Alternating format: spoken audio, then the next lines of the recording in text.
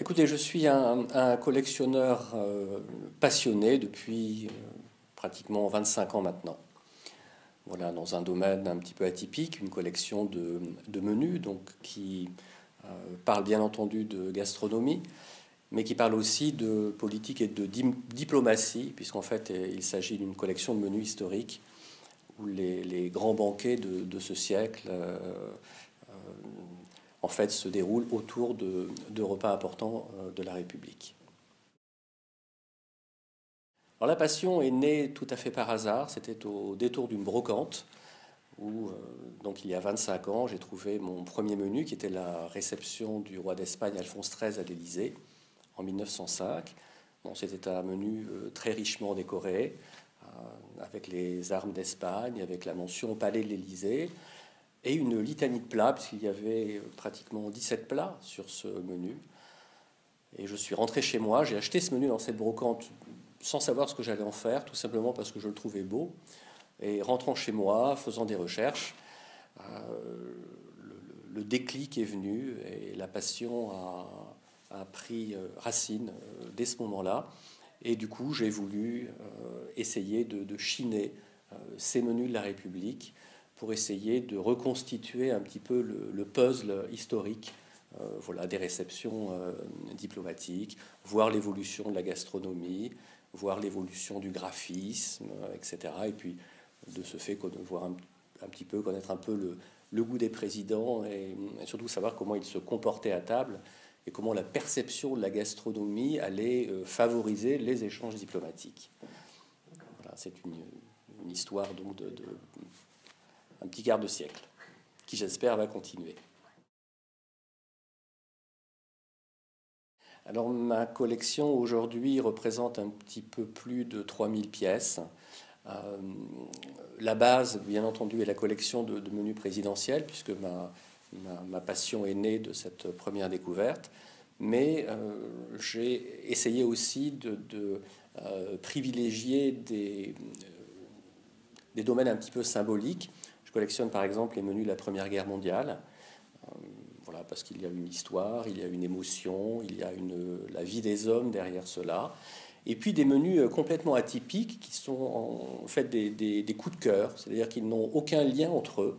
Mais ça peut être un menu qui a été donné le jour de Noël pendant la guerre franco-prussienne, où on mangeait du chat flanqué de rats, où on buvait de la Romanée Conti avec du kangourou. Voilà, ça peut être des menus aussi d'artistes qui ont mis en valeur des richesses patrimoniales de notre pays à travers des illustrations, de monuments, etc.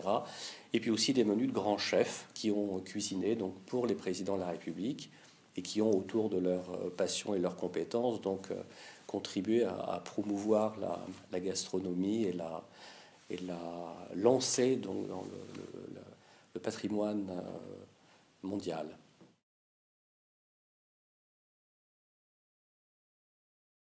Alors c'est un partenariat, c'est surtout affectif, puisqu'en fait mon épouse est cognacaise, mes beaux-parents donc habitent à Cognac, mais surtout mes enfants aussi sont nés à Cognac. Bon, j'étais parisien, mais pour plus de confort, donner envie à la ville de Cognac de réaliser une exposition autour de ça. Et puis, chose très importante, c'est que le cognac a été bu à la table des présidents de la République. Et effectivement, j'ai la chance, autour d'un livre de cave du général de Gaulle, d'avoir la traçabilité de ces grands flacons qui ont été consommés dans des salons particuliers avec les invités du général.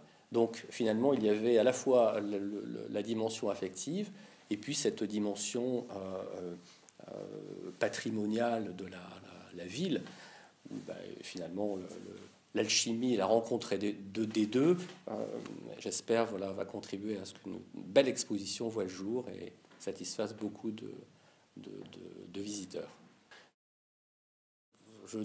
Voilà, j'ai effectivement des entrées entre guillemets au palais. Ce sont des entrées, c'est assez simple, voilà, dans le sens où ma première aventure avec le palais de l'Élysée, c'était à l'occasion fortuite d'une rencontre où, pour la première fois, ma collection a été présentée lors des Journées du patrimoine. Donc ça a été un petit peu un rêve d'enfant qui s'est réalisé.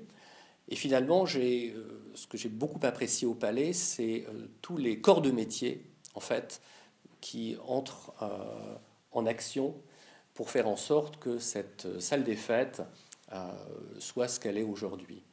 Voilà, et on voit avec les photos qui sont derrière moi, donc tout le dressage de la table, etc. Donc effectivement, j'ai entre guillemets mes entrées à l'Élysée. Ce sont des entrées par la porte par la porte de service, mais surtout la connaissance de tous ces artisans qui sont dans l'ombre pour la plupart, voilà, et pour lesquels je rends un hommage profond et sincère pour leur métier et surtout pour tout ce qu'ils m'ont apporté dans ma collection et aussi dans la compréhension de ma collection.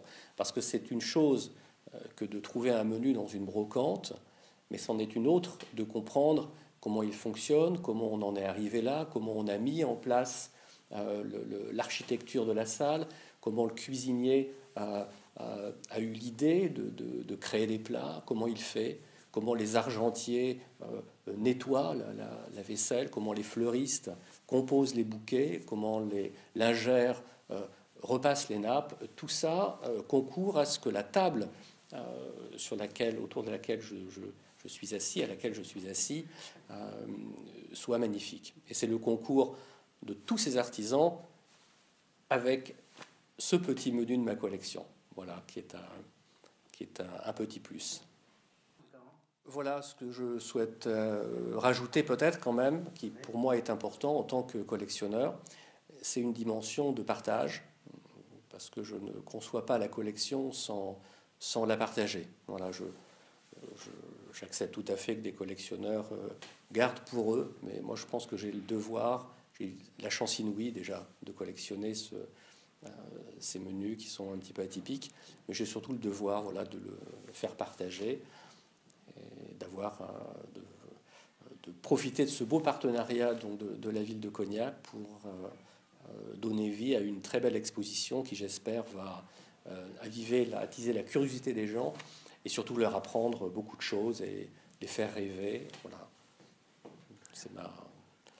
C'est le but. Voilà.